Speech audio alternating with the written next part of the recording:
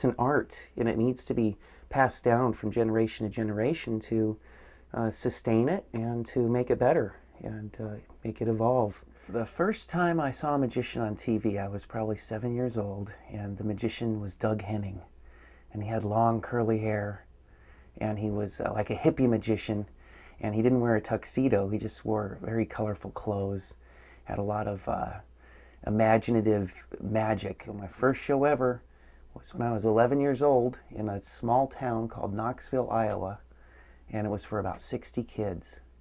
Most of them were a little younger than me. Some of them were a little older. And I wasn't at all intimidated. I just sailed through the show. I did tricks that I'd made out of cereal boxes and cardboard and string, and I got paid $5 in cash at the end of the show. And I didn't even expect to be paid. And it was the first time I realized, wow, you can do something that you really like and people will pay you for it. And so that stuck with me all through high school and college, and I've been a magician ever since. So I do believe it's more than entertainment, and I think it's underrated in society, probably for a couple reasons. But first of all, I think for me, magic can be an art form. It incorporates so many of the other performing arts. It's really quite an interesting art form in its own right. There's acting skills involved. There is sometimes vocal skills involved. There is sometimes movement or dance skills involved. And of course the skills that are needed in order to do the sleight of hand and manipulation, combine those all together into a theatrical performance on stage, and that's got to be an art form in my eyes. And I think certainly with actors and magicians and people, you know, I think there's always that tension between trying to present something that looks fresh and spontaneous, but also knowing your lines and getting your marks and making it look easy. And I think that's also a virtue of people's talent. You know, you watch some actors and they look totally natural, but of course they may have studied for many, many years to get to that point. So I think patience is important, but you know, as I said, you sometimes strive to create an image that looks like you just did it without any patience whatsoever. Magicians, mimes, ventriloquists, clowns are usually used as patsies in most of the media. Whenever you see a movie and there's a magician in it, he's usually an evil magician. He wants to melt Frosty the Snowman and get his hat back. You know, they're funny and cute, but you know, we're kicked around a lot with the other variety artists. And so on that level, some people don't take magic seriously. But the old stereotype of a magician pulling a rabbit out of a top hat still remains you know, a cliche image where it's really hard to break away from.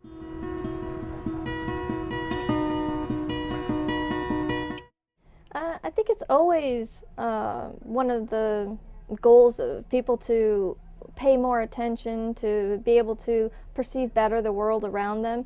And unfortunately, I think that the rapid pace of society creates an atmosphere where people are less perceptive than they used to be, where they pay attention to less and less, which actually makes our job easier. And that's how we trick the audience, by working with people's perception.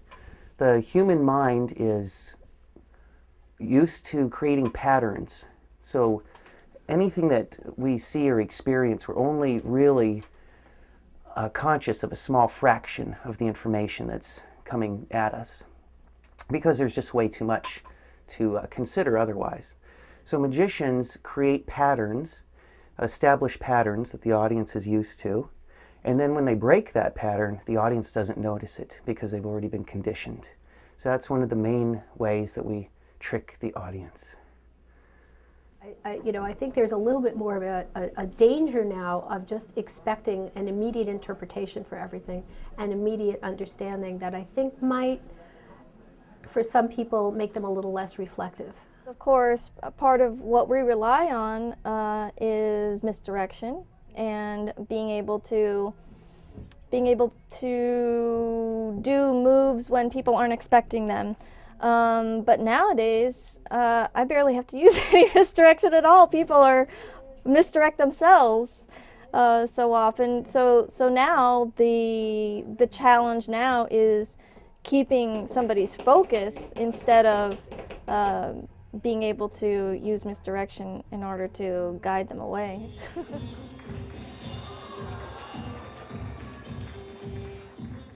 Magic in the exercises for the sleight of hand that are done are also great exercises for people who are rehabilitating from things that have to do with the hands, because the exercises for sleight of hand get you to use your fingers individually and together and to coordinate them. And that's often helpful for rehabilitation and for exercises for people who have chronic illnesses with their hands too, to be able to do the same exercises that magicians do for their sleight of hand really has helped. I will meet people who don't like magic occasionally because they think magic is designed to make them feel stupid. Some people feel that way, that's fine. So if I meet somebody like that, I don't force my magic on them, but I force my personality on them. And I put them at ease, and I make them laugh. And it's no longer about the magic, it's about the exchange between a couple of people, the human interaction. And that is what magic is all about. The magic doesn't exist in just one person. It takes the magician, the performer, and the audience.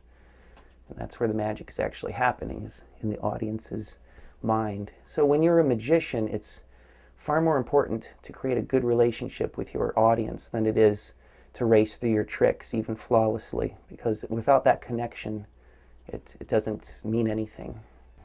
Everybody has magic in their lives, and if they brought that to every theatrical production, even as an audience member, to be able to suspend reality, even for just a few moments or for just a couple hours, the enjoyment is so much more than trying to figure out how each particular magic illusion is done. But magic does teach us how we think, and that's important for psychology, which is still a relatively new form as well.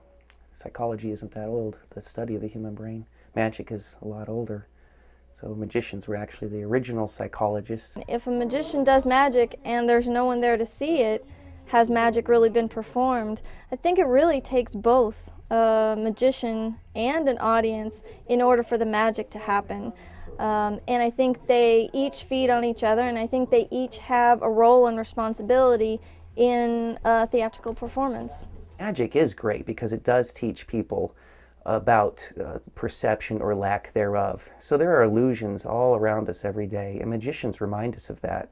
They remind us that you shouldn't just believe everything you read, you shouldn't believe everything you hear, and that goes for anything you see on movies, anything a politician says, you know, even just walking down the street and meeting a stranger.